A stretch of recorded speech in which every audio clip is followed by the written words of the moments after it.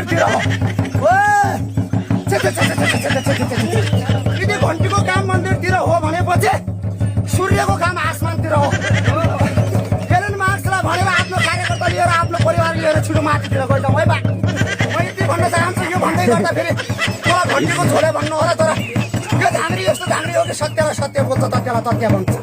चाहे मेरो छातीमा बन्दुक राख्नुहोस्, चाहे मेरो घाँटीमा खुकुरीको धार राख्नुहोस्, तर यस्ता कुराबाट पछि हट्दैन। सत्यको सत्य, तथ्यको तथ्य।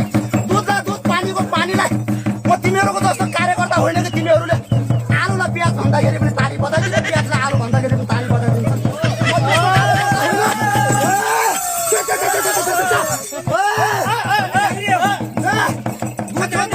पानी बोल्छु।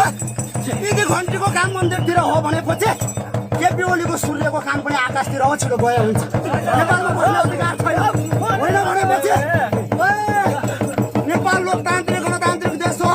प्रत्यक्ष जनतामा जानुहोस्, आफ्नो चुनाव एजेन्डा दिनुहोस् र जनताहरूबाट जितेर संसद जानुहोस्, आफ्नो सरकार बनाउनुहोस् जनताहरूको मन जित्नुहोस्।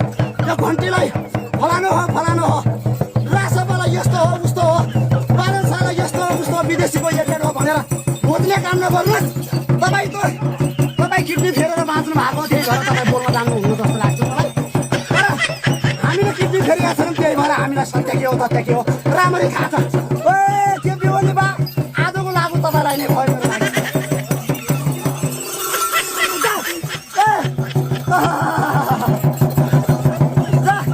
अरू मेरो नेपाललाई हेरी ल्याउँदाखेरि आएको छैन, धोको छैन। फागुन 21 पछि कसको सरकार बन्ने भन्ने धेरैको चासो छ। यो त म झाँक्री, यो त मेरो झाँक्रीको बाउ आए पनि बताउन सक्दैन। त्यो त फागुन 21 पछि नै थाहा हुन्छ कसले जित्छ। तर जहाँसम्म लाग्छ यो चुटी मेरो अनुमानको कुरा भनौँ, देवी देवता आएर भनिया हो, मेरो अनुमानको कुरा भनौँ भने 1 नम्बर पार्टी चाहिँ राष्ट्रिय स्वतन्त्र पार्टी बन्छ। किन बनेन भनेपछि यिनी मेरा भाडा कुरा त होइन, मैले भन्दै आएको छ। म अरूको भाडा कुरा लगाएर हावा बोल्ने मान्छे मैले लागेको 2,400को पोइन्ट, 2,400को भोट, 2,400को भ्यास्ट हो। यिनी मेरा 1,000-1,200का कपडा दुबातिर लगेर पोल्छु।